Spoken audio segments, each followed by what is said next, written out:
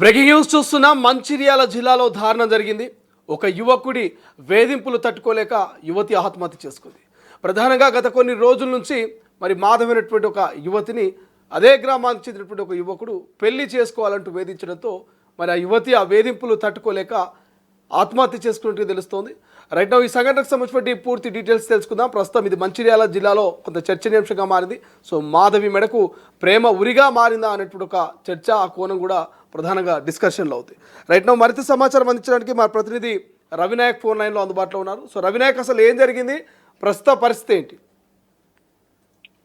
శ్రీశైలం, మనం ఈ ప్రేమ ఆత్మహత్య కనుక చూసినట్టు కనుక అయితే మంచిర్యాల జిల్లాలో జరిగిన ఈ ఆత్మహత్య ఘటన సంచలనంగా మారింది, చర్చనీయాంశంగా కూడా మారింది. ముఖ్యంగా జైపూర్ మండలం టేకుమట్ల గ్రామానికి చెందిన గోషిక మాధవి గత కొద్ది రోజుల నుంచి వెంకటేష్ మాధవి ఇద్దరు ప్రేమించుకుంటున్నారనే ఒక ప్రచారం ఉంది. అయితే దీంట్లో కొంత పెద్దల ఇద్దరి కులాలు, దీంట్లో మళ్ళీ చెబుతున్నాను, కులాలు అడ్డొచ్చాయని, కొంత కలవై అనే కలహంతో ఈ ఘటన చోటు చేసుకుందని ప్రధానంగా బయట ప్రచారం ఉంది. కానీ మరో పక్కనైతే గోషిక మాధవి కుటుంబ సభ్యులు చెబుతున్న విధానం ప్రకారం ప్రేమ పేరుతో మా బిడ్డను వేధించారు, పెళ్లి చేసుకుంటానని చెప్పారు, తర్వాత కనీసం స్పందించలేదు, అందుకనే మనస్తాపానికి గురి చెంది ఆత్మహత్య చేసుకుందని నేరుగా కుటుంబ సభ్యులు నిన్న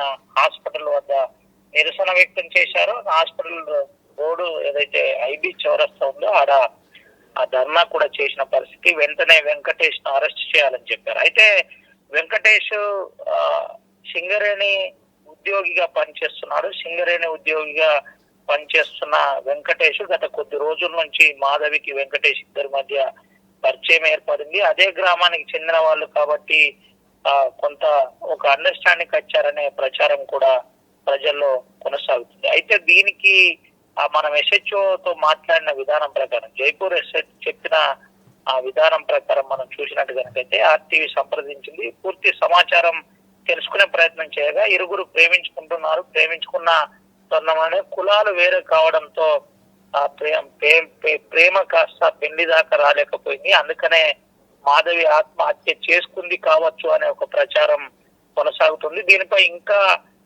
విచారణ కొనసాగుతుంది. కేసు నమోదు చేశాం, కేసు నమోదు చేసి దర్యాప్తు చేస్తున్నాం. దీంట్లో నిజాలు తెలవవచ్చు ఉంది. దీంట్లో ఎవరిని కూడా వదిలిపెట్టే ప్రసక్తి లేదు. ఖచ్చితంగా ఒకవేళ నిజంగానే వెంకటేష్ ఇన్వాల్వ్మెంట్ ఉంటే ఖచ్చితంగా అరెస్ట్ చేసి జైలుకు పంపుతామని నిన్న వాళ్ళ పెద్ద మనుషులకు నచ్చజెప్పి నిరసనను విరమింపజేసి పోస్ట్ మార్టం అనంతరం బాడీని తన జైపూర్ మండలం స్వగ్రామైనటువంటి టేకుమట్లకు పంపారు. ఈ రోజు నిన్న సాయంత్రం ఆ మాధవి అంత్యక్రియలు కూడా పూర్తయ్యాయి. అనంతరం దీనిపై విచారణ కొనసాగుతున్నట్టు పోలీసులు చెబుతున్నారు. శ్రీశైలం.